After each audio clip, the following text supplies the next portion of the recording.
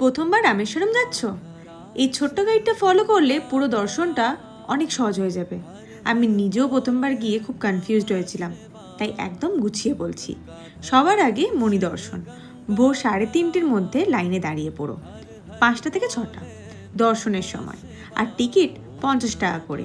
একটু কষ্ট করে উঠতে হয়, কিন্তু সেই শান্ত অনুভূতিটা একদম আলাদা।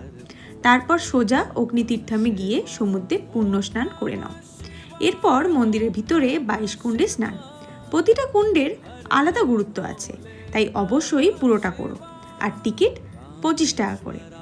এখানে পুরো ভিজে যাবে, তাই এক্সট্রা কাপড় নিতে একদম ভুলো না। কাপড় চেঞ্জ করে সবশেষে রামানাথস্বামী মন্দিরের মূল দর্শন করে নাও। পুরো দিনটা একটু হেক্টিক লাগতে পারে, কিন্তু শেষে যে শান্তিটা আর পূর্ণতা পাবে সেটা সত্যিই অসাধারণ। যাওয়ার আগে এই রিলটা সেভ করে রেখো, আর কারোর কাজে লাগলে শেয়ার করো।